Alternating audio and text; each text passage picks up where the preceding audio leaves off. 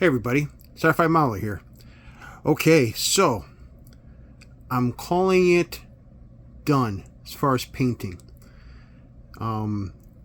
It's very subjective because as you're going through lightening the color, you don't want to go too far and you don't want to stop short. And keep in mind, when you're inside a paint booth, like, lighted paint booth, basically it looks whiter than it is. So when you get to the point where you think it's white, take it out of the paint booth, look at it at normal light, and see if it starts. You'll see a huge difference. So I want to let you guys know what color I used. And basically I used Tamiya paints. This is 4 parts of XF2 of white, flat white, to 1 part of deck tan. Okay, so I put those together in this bottle. I thinned it with your normal ratio. And then what I did was I got one of these big bottles, shaker bottles, with one of those stainless steel balls in there. And basically, I don't know why it's not focusing.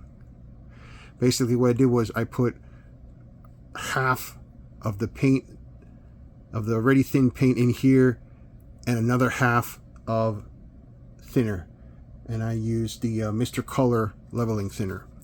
So doing that gives this a nice and I used a 0.35 needle and around 15 psi.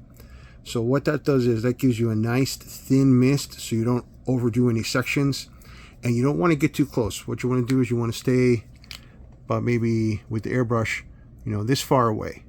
You don't want to get close. If you get close, then you start spotting stuff and it might start streaking because this is so thin.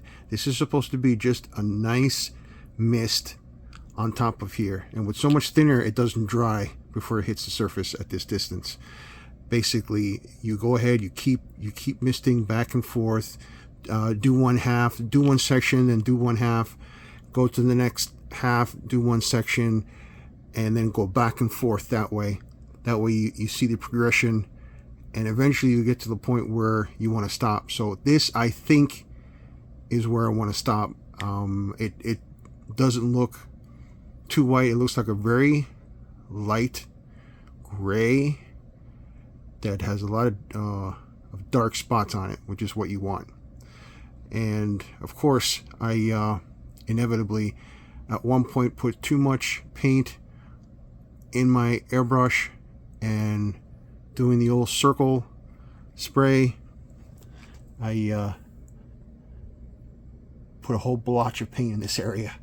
So that's okay. I just dabbed it up with a paper towel, and then I put some more paint on it after a little bit, and then there's still some that you can see, but once I do the weathering part, that'll go away. You won't see it too much, and it'll just look more weathered because this is supposed to be a very weathered ship. So I did this, and also did the ancillary parts, the radar dish, the 2 sides, etc., the cockpit, and don't forget to do the undersides as well, on those parts that will be seen, and the gunner chair as well. The top of the cockpit I left for now because I'm still waiting for those paragraphic photo etch and resin parts for the cockpit. I'm supposed to finish this off. So while I wait for that to get released, it hasn't been released yet. It's supposed to get released, I guess, in a few months. We're in about to go into May, so basically that should come out in a few months. So by then I'll be ready to finish off the lighting and stuff. But the painting is fun, and this took me, between yesterday and today, it's several hours. I didn't, when I first heard it would take several hours to do something like this, I'm like, nah, no way, that's ridiculous. But you want to take your time. You don't want to just spray the color and then all of a sudden all your pre-shading's gone. So you want to take your time, and the results are well worth it. And this has been a blast to do. So I didn't think I was going to put this much effort into this model, because it's it was supposedly my practice model before I did my Bandai one, which I've been afraid just to even look at it to start it.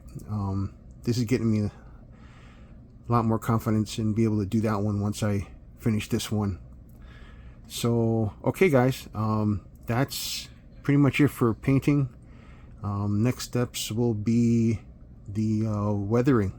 So hope to see you guys then, and talk to you soon.